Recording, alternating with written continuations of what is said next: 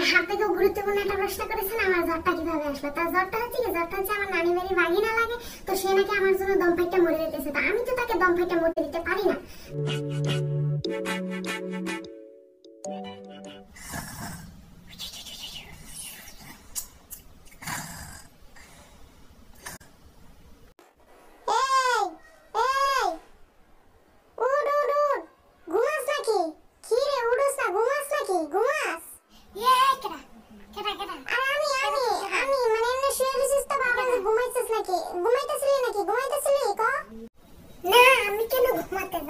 আমি তো কসুকেতে লতি খুঁজতেছি, চলো খুঁজি খেলবো।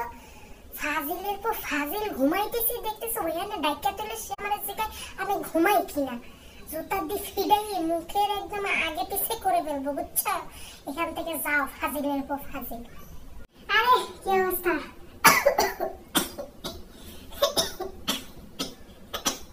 কি ব্যাপার, এত কাশতেছো? ঠান্ডা লাগছে এগুলো? ঠান্ডা মান্ডা কেমন লাগলো? কেমনে? না মানে হয়েছে কি, ওই একটু ঠান্ডা পানি আর এই যে আইসক্রিম টাইসক্রিম একটু খাইয়ে ফেলাইছিলাম বেশি, এই কারণে হয়তো ঠান্ডা লাগছে আর কি। চলে যাবে, এত চিন্তা করার কিছু নাই। আচ্ছা আচ্ছা, তা আইসক্রিম খাইয়ে ঠান্ডা লাগে কেমনে?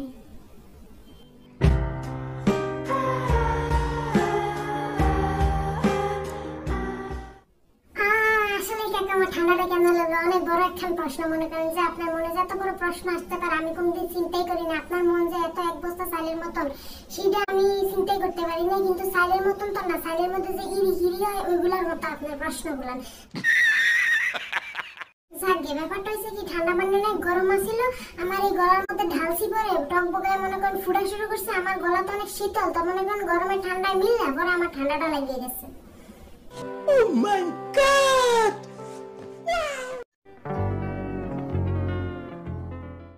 হ্যাঁ চাচা, আসসালামু আলাইকুম, কেমন আছেন?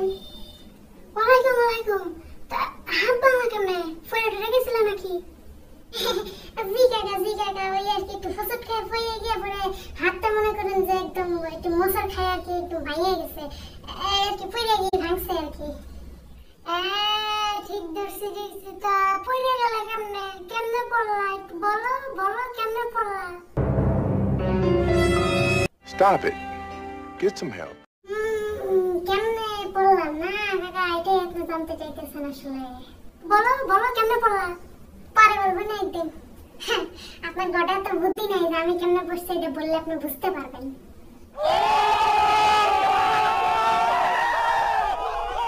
আরে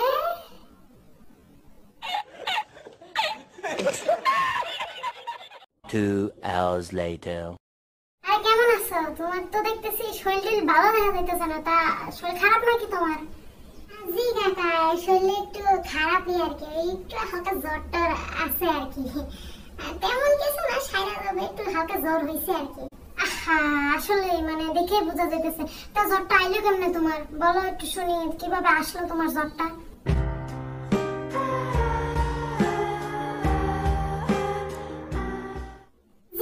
আপনাকে গুরুত্বপূর্ণ একটা প্রশ্ন করেছেন, আমার জ্বরটা কিভাবে আসলো। তার জ্বরটা হচ্ছে আমার নানি বাড়ি ভাগিনা লাগে, তো সে নাকি আমার জন্য দম ফাইটটা মরে যেতেছে, তো আমি তো তাকে দম ফাইটটা মরতে দিতে পারি না।